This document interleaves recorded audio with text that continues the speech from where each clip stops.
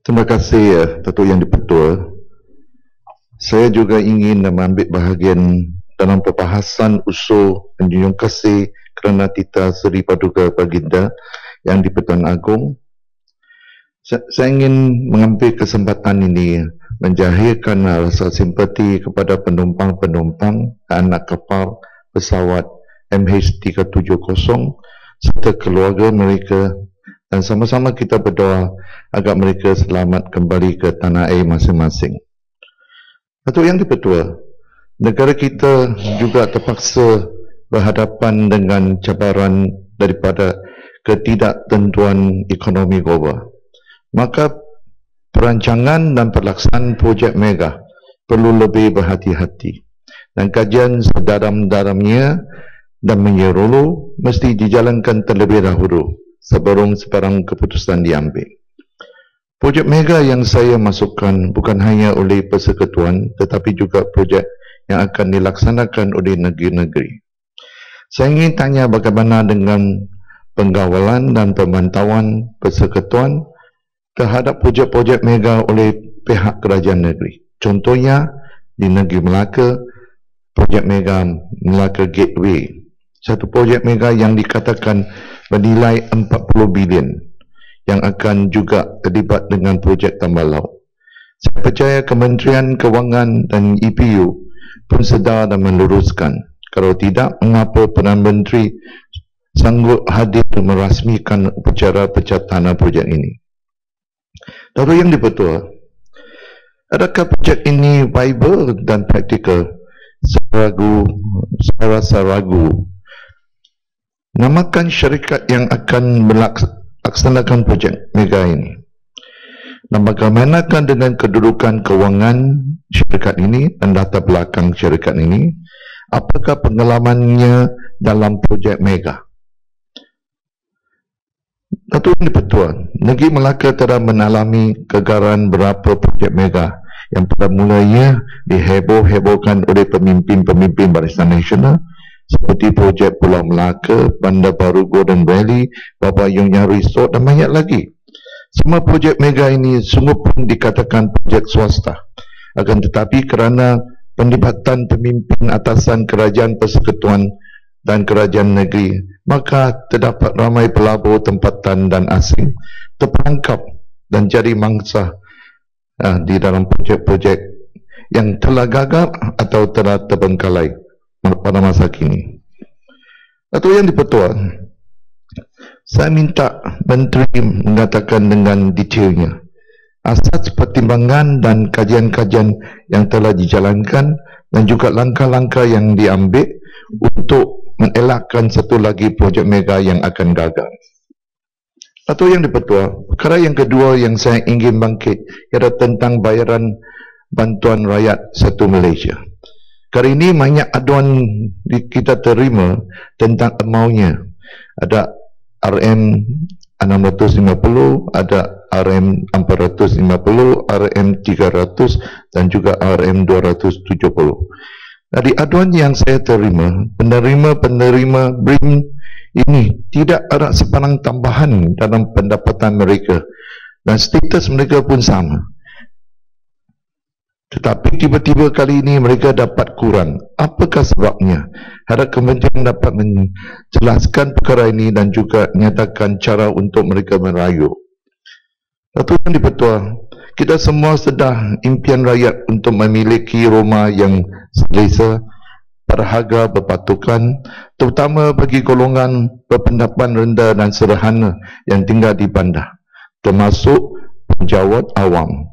Memandangkan tanah pembangunan di bandar begitu terhad dan harga rumah di bandar pun terlampau tinggi, maka saya sokong pelaksanaan projek Prima. Bukan hanya dapat mengatasi masalah ini, ia juga dapat mewujudkan satu kawasan perumahan yang lengkap dengan kemudahan dan keperluan asas. Saya juga percaya bahawa kajian mesti telah dijalankan tentang market demand jenis rumah yang dipohon oleh golongan tertentu ini. Saya ingin tanya bagaimana dengan kerjasama pihak kerajaan negeri Melaka dengan menjayakan projek ini. Datuk Yang di-Pertua, untuk mengukuhkan dan meningkatkan kedudukan negara kita sebagai negara destinasi pelancong dunia yang terkenal.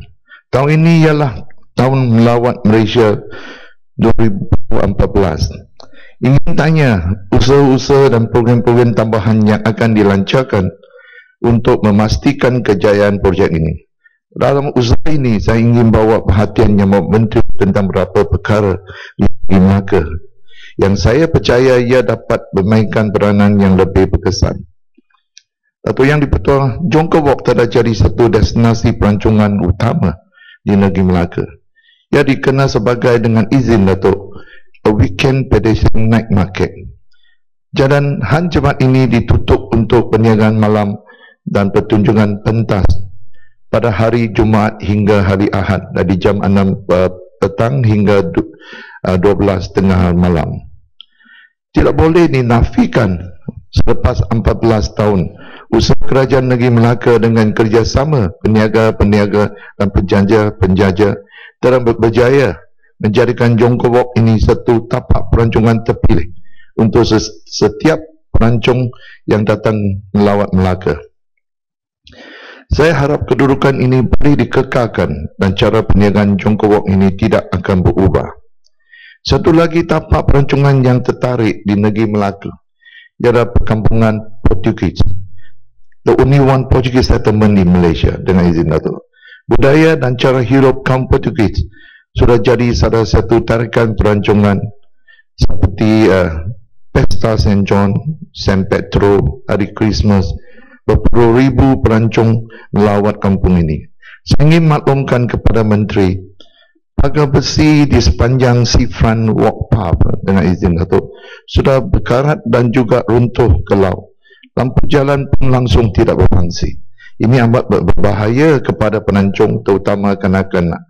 Demi mengelakkan sebarang insiden yang tidak diingini, semohon kementerian agar dapat membaik pulih kemudahan-kemudahan ini.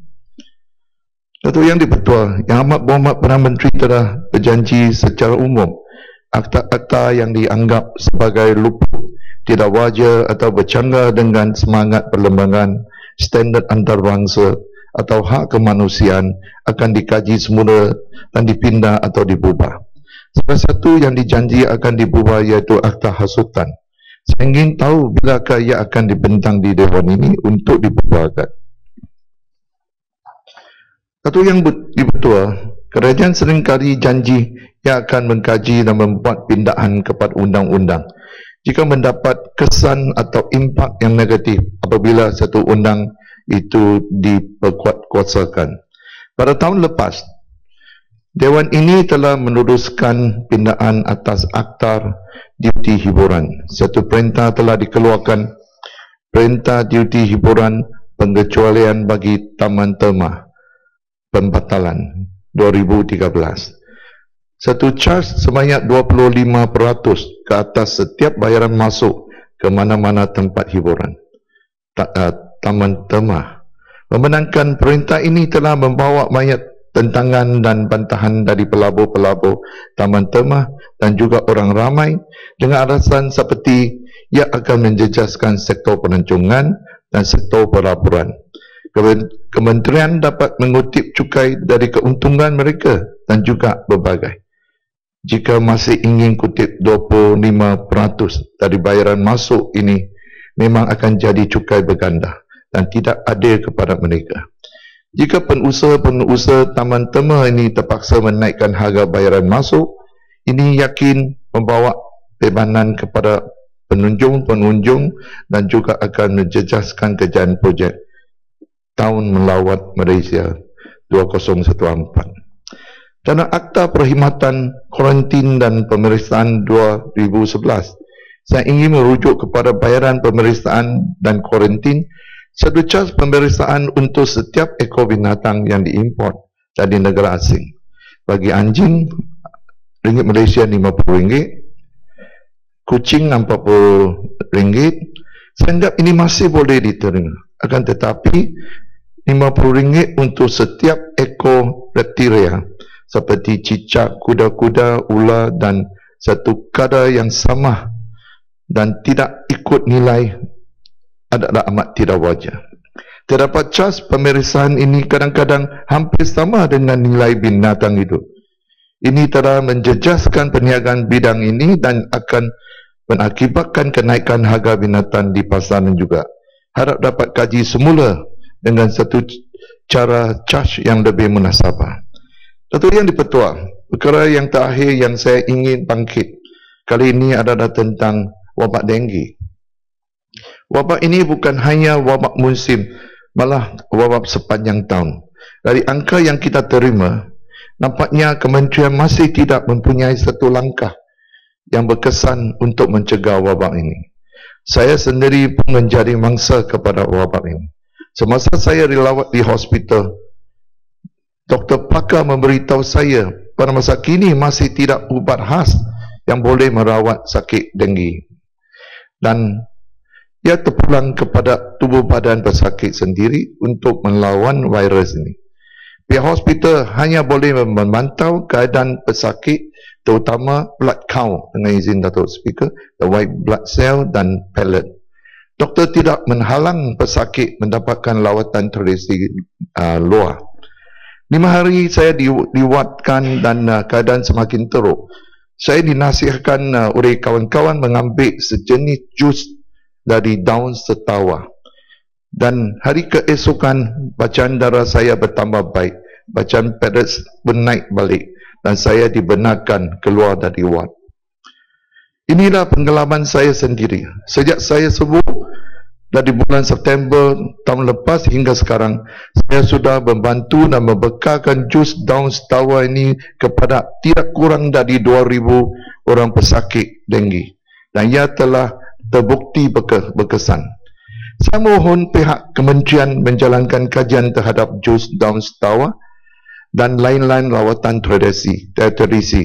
Kemungkinan besar negara kita akan dapat menggunakan satu ubat baru untuk merawat dan mendenggi. Dengan itu, terima kasih Datuk Yang di-Pertua. Yang Majelebu.